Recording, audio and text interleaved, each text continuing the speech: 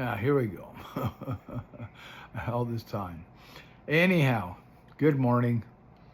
There's things I want to talk about in light of the bombing of Iran yesterday. And one of the first things I want to bring to everybody's attention is Iran is the last real powerful nation, Islamic powerful nation, okay? And I really felt like there's a message that needs to be sent to the nation of Islam in general. They have been parasites and leeches on the Western civilization for some time.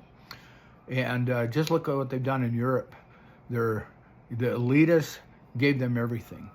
And they're having far more children. I think it's something like 5 or 6 to 1 of the Europeans. And they're taking over. They are, and that is the design of Islam. Read the Quran. I read it twice. First time I was like, wow, I better read this again because it's a death cult.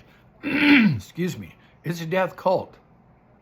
And it says right in there that if you find an unbeliever, you're to kill him, execute him.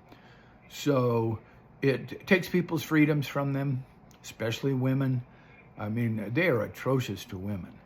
And now, there's some comparisons to be made to the Hollywood image of women, which I totally disagree with also.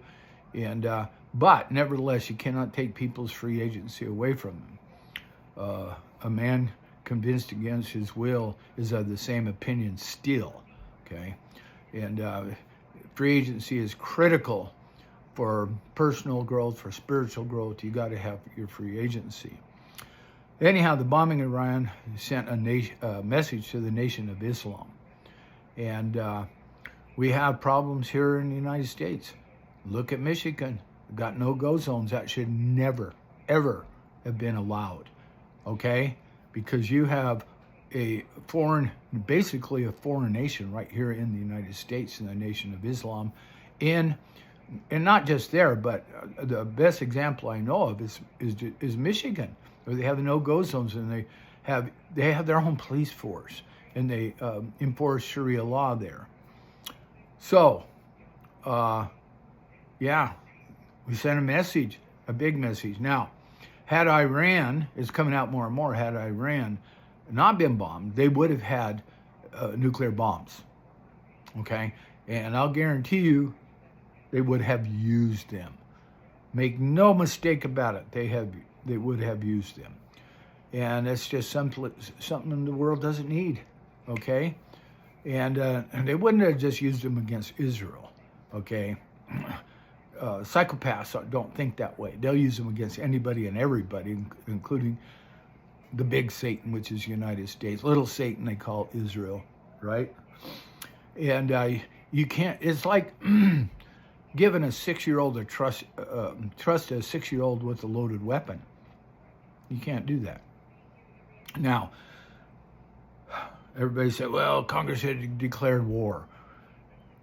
And I agree with that, but I'm going to tell you, it hasn't been that way for a long time. Why start talking about it now? Generation of generations dropped the ball. And now we're in a situation where we can't allow ourselves to be outflanked. We just can't. By an enemy that is dead set on killing us, using nuclear weapons. One of the first rules of war is do not get outflanked, okay? Do not get in a compromised position. You got to fight tooth and nail to keep from getting outflanked. That goes way back, in the history of all wars. So, and that was pretty much what was happening. The world was getting outflanked, especially Israel. And I hate calling Israel Israel because I know that Israel isn't Israel. Okay, it's not the Israel that existed at the time of, say, King David or any of the 14 kings of Judea, the promised land. And now it's being run by a bunch of criminals. Netanyahu is a criminal. And in some ways, they deserve everything that happens to them. Other ways, no. Because I hate innocent people being killed on either side. And they've both been doing it. Hamas, all those radical groups, they murder people, innocent people. Israel murders innocent people, even their own. That's been proven because they carry, okay, the Mossad doctrine is, what is it? Wage war by deception. Okay, that's a Mossad doctrine. And the end justifies, or the results justifies the ends. Okay, they have no compulsion of killing their own people when it serves the greater good, as they say. You know, that's a doctrine of the devil right there. Now, have you ever heard of from the halls of Montezuma to the shores of Tripoli, where the Marines went into those places because of the American interest was being compromised under Teddy Roosevelt? This kind of stuff's been going on a long time. And all because we got off track way back in the 1800s, late 1800s, when the Constitution was basically put away. Okay, it was pigeonholed. I think it was like 1873 when the corporate America was organized, and all of the administrative law, okay, and all the judges didn't have to take that particular oath to the Constitution of the United States anymore. So we've been in this position for a long time. And what are you going to do about it? Okay? What are you going to do about it? I'm just as much against neocons as it could be. But the elitists control places like Iran. Iran doesn't even realize how they're being controlled. And there's a whole bunch of these other nations that are in the same boat. You know, it's order out of chaos by the elitists, the Illuminati, and all the way up the chain, all the way to get to Old Scratch. Yeah, Satan himself. And a lot of them just don't know what's going on.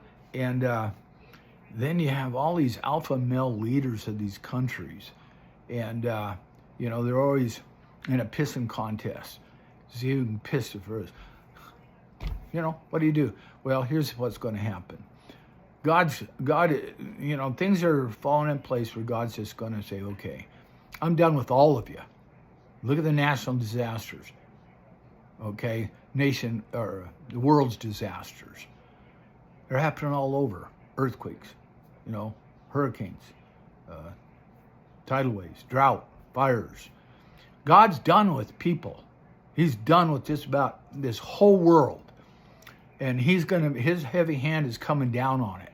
And we are living at the time of the harvest by ancient Judaic prophecies. We are living in the time of the harvest. And what does he say? All things should be shaken, and that which remains is of me. And everything's being shaken.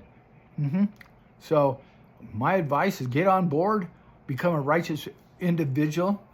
The kingdom cometh not by observation, but is within you. Okay?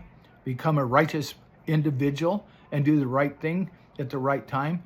Be a man for all seasons. Okay? Remember that? Be a man for all seasons.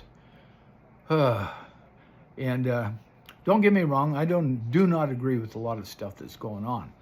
I'm just hoping that you can understand why it's happening and you can handle it to your best interest as a child of God. Over and out. God bless.